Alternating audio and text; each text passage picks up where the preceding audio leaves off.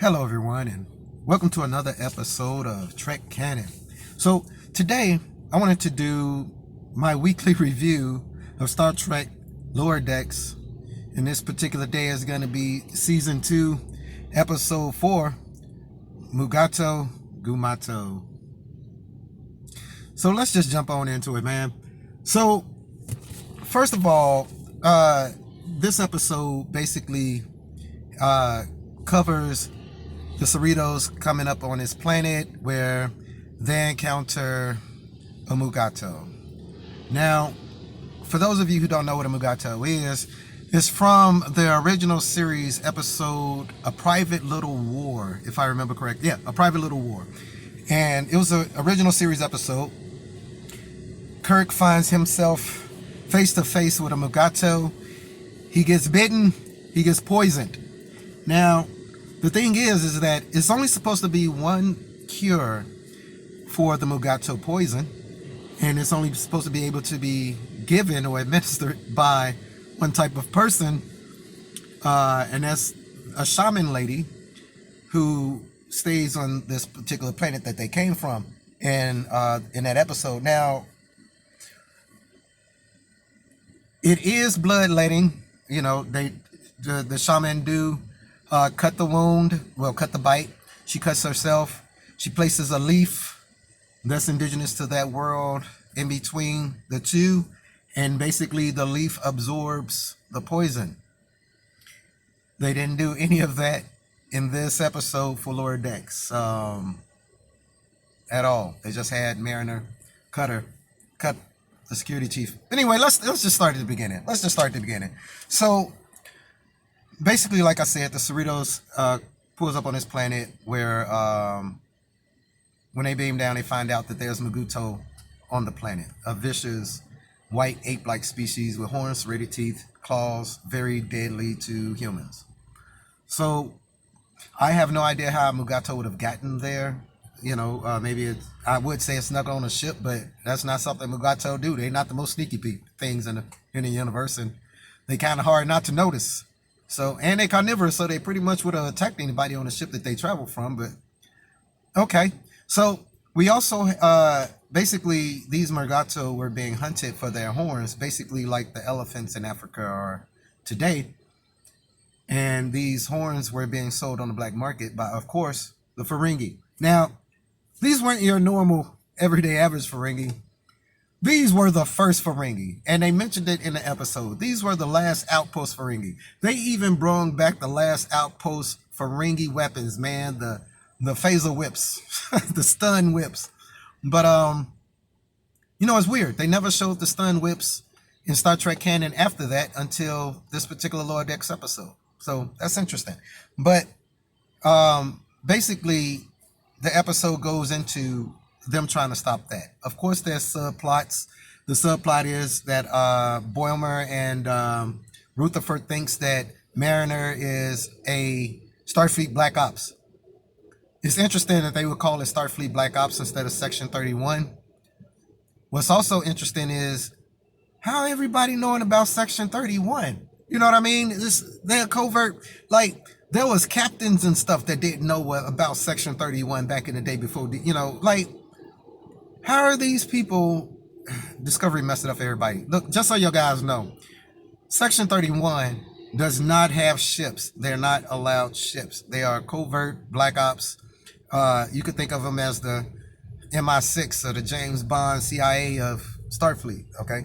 But they're not supposed to be just known like that. They're not, you know, they're not like the Tal Shiar or the Obsidian Order. Everybody just know about them. You know what I'm saying? So that's the thing. So what I wanted to, let me see. So they had, okay, so let me go back to what I was saying.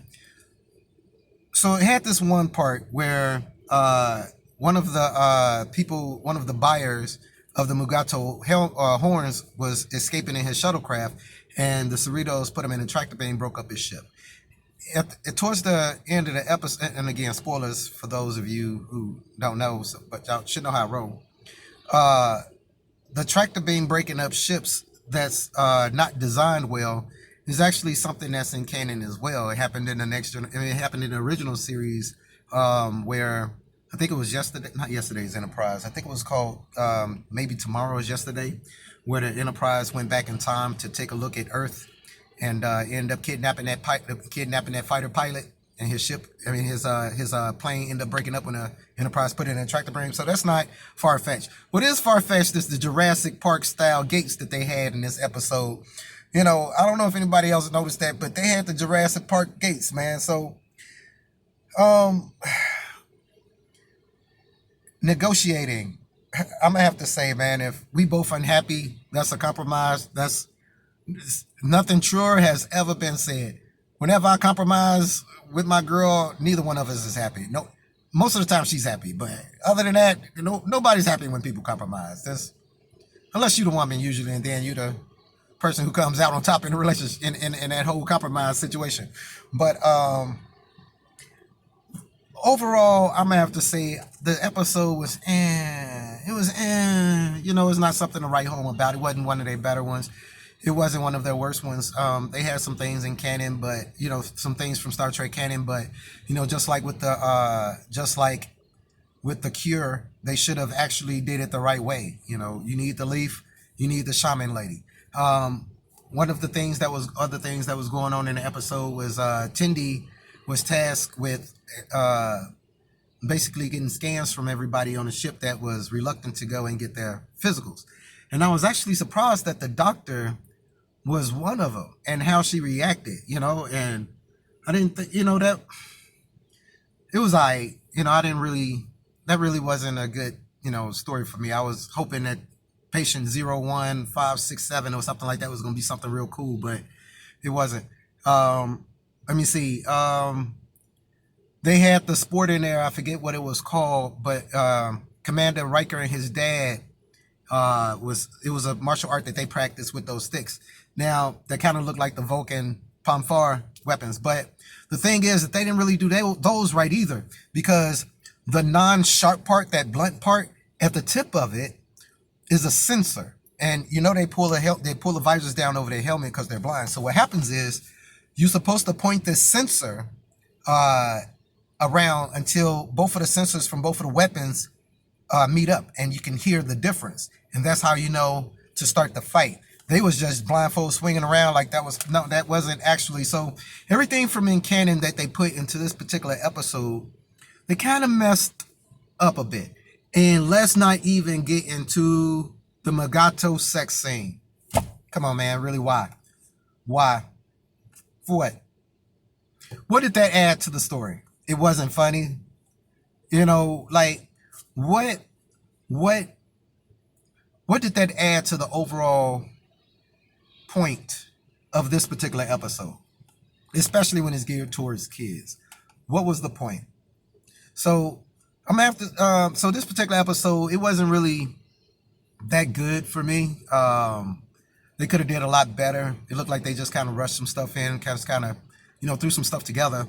I know every episode isn't gonna be top notch, top shelf stuff, but we could this was a big departure from the prior two episodes. We'll put it that way. So again, this was my review of season 2, episode 4 of Star Trek's Lower Decks, Mugato, Gumato, and it was my sister might say, it was bleh, it was bleh. So tell me what you guys thought in the comments. If you guys liked it, if I missed anything, and thanks for watching. And as always, peace, recycle, and save the whales. You guys be cool.